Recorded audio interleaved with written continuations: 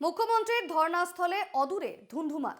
Group D চাকরি প্রার্থীদের বিক্ষোভ হটালো পুলিশ। ধর্মতলায় পুলিশি নির্দেশ উপেক্ষা করেই অবস্থান চাকরি প্রার্থীদের, অবস্থান তুলে দেয় পুলিশ।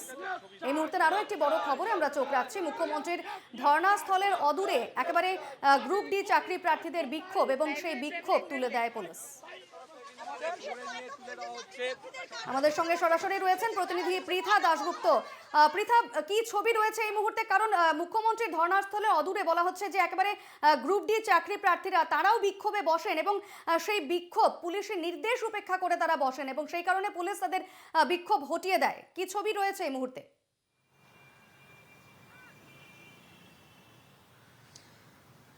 আর কিছুক্ষণের মধ্যেই মুখ্যমন্ত্রী মমতা বন্দ্যোপাধ্যায় তিনি ধর্ণামঞ্চে এসে যাবেন, কিন্তু তার আগে যে ছবি দেখা গেল কার্যত ধুন্ধুমার পরিস্থিতি। একদম গ্রুপ ডি যারা রয়েছেন তারা নিয়োগের দাবিতে, আমি এখানে এখন যেখানে দাঁড়িয়ে রয়েছি অর্থাৎ মাতঙ্গিনী হাজরার ঠিক মূর্তির নিচে, তারা 11টা থেকে সেখানে জমায়েত শুরু করেন। তারা স্লোগান দিতে থাকেন যে স্বচ্ছ নিয়োগ চাই এবং যত দ্রুত সম্ভব নিয়োগ চাই।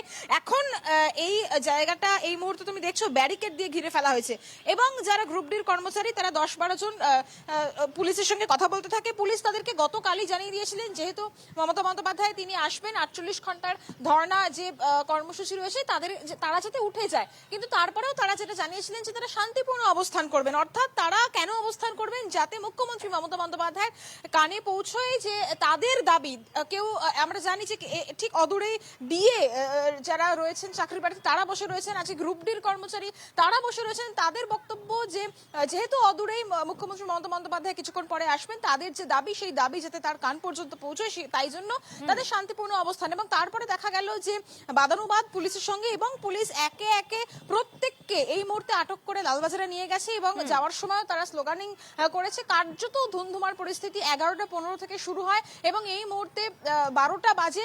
পুরো জায়গাটা যাতে আর কোনো আন্দোলনকারীরা বা চাকরি প্রার্থী তারা এসে নতুন করে কোনো সমস্যা সৃষ্টি না করে বা কোনো আন্দোলন শুরু করতে না পারে, সেই জন্য এই চত্বরটা একেবারে ব্যারিকেড দিয়ে ঘিরে রাখা হয়েছে। একেবারে যে ছবি আমরা দেখতে পাচ্ছি, ধর্নায় বসেছিলেন বা বিক্ষোভে বসেছিলেন গ্রুপ ডি চাকরি প্রার্থীরা, এবং সেক্ষেত্রে যেহেতু মুখ্যমন্ত্রী আজ ধর্নায় বসতে চলেছেন 48 ঘন্টার জন্য, সেই ধর্না স্থলে যাতে কোনো রকম অপ্রীতিকর পরিস্থিতি তৈরি না হয় সেই কারণে গ্রুপ ডি চাকরি প্রার্থীদের হটিয়ে দেয় পুলিশ। আপাতত ধন্যবাদ পৃথা।